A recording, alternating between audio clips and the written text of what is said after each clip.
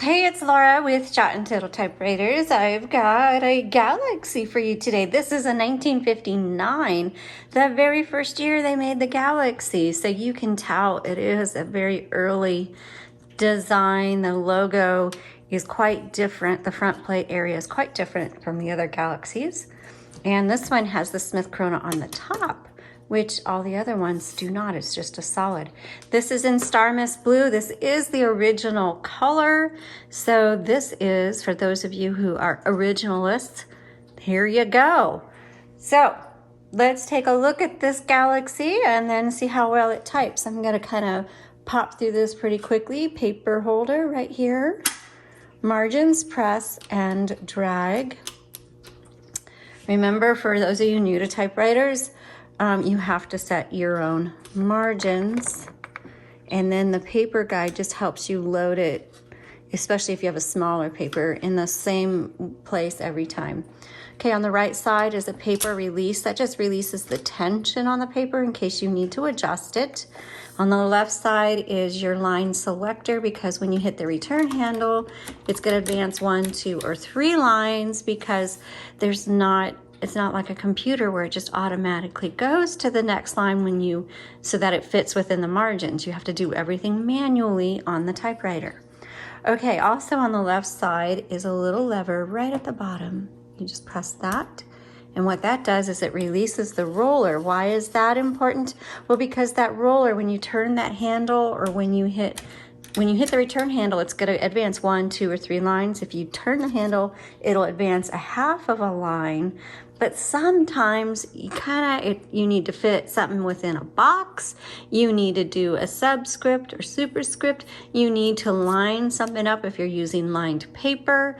And so that release lever comes in handy for that. Just make sure it's re-engaged before you start typing again. Okay, this area is called the carriage, and when it's time to release the carriage, or if you need to move the carriage, you just hold in the lever right here, and there's one on both sides. This one actually is not working very well, so I would just leave that alone and use the right side, and then move the carriage over to the left.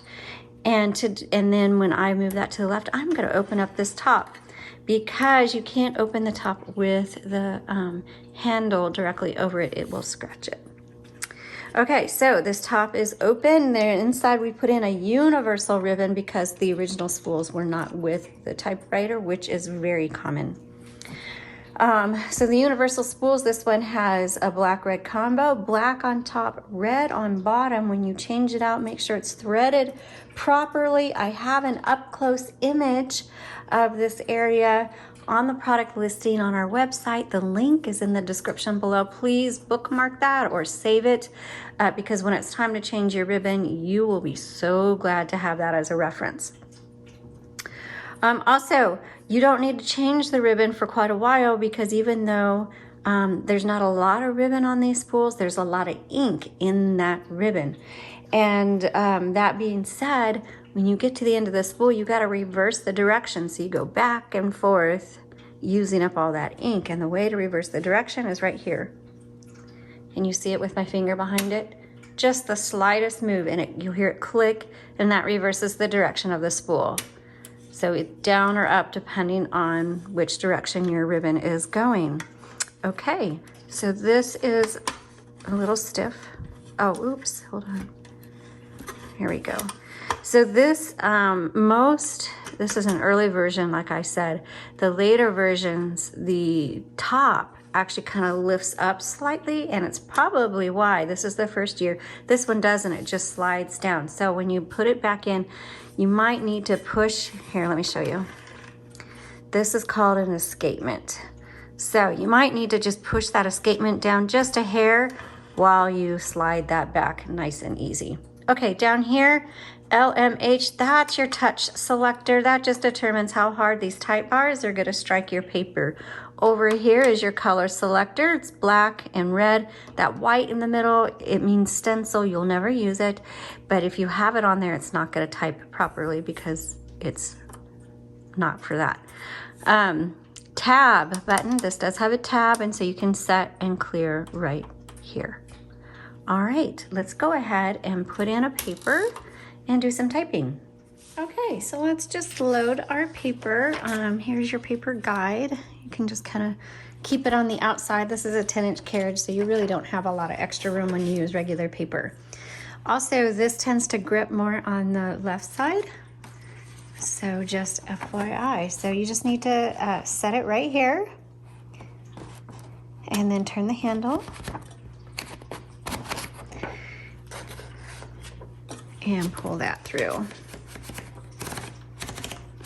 So you'll see it loaded, it crooked, and so you just bring this paper release, you just pull that in, line it up to where you want, and then re-engage. Okay, so let's do some typing. This is a 1959. Oops, I had all caps on, silly me. Let's try that again. 1959. Smith Corona. Galaxie.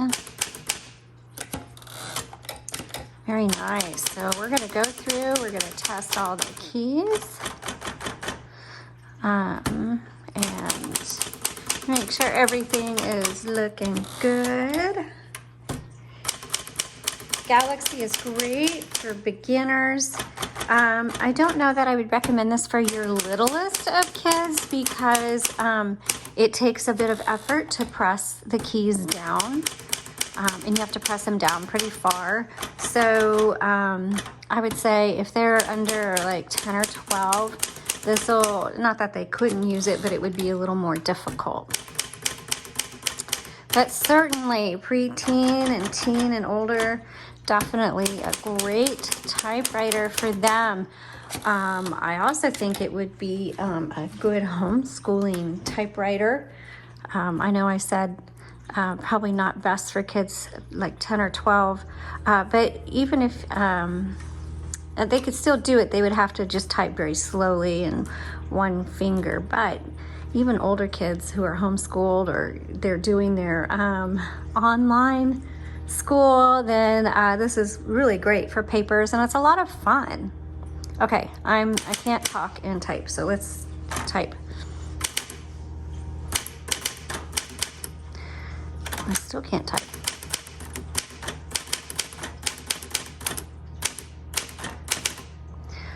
All right, I'm gonna start that sentence again. So the thing about typing, when you make mistakes, it's okay, you just X through it. So I'm gonna X through this whole line. And I'm just gonna hit reset, you know? I think that's the first time I've actually X through a whole line.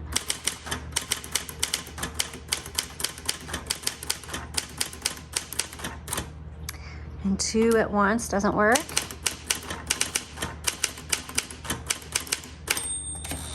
Nice, nice strong bell.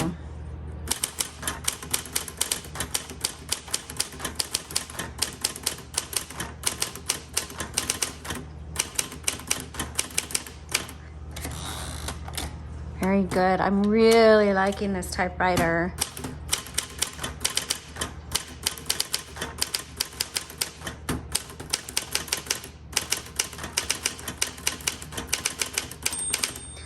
Okay, so the bell rang, which means you're end of the line. You need to hit the return handle and go to the next line. However, I'm going to keep going just so I can show you the margin release.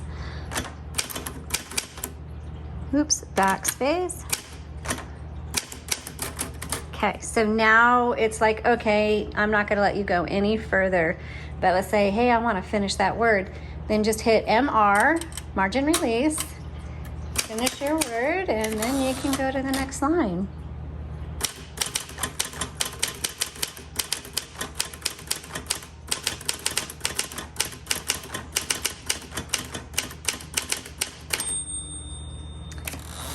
Really, really good typewriter.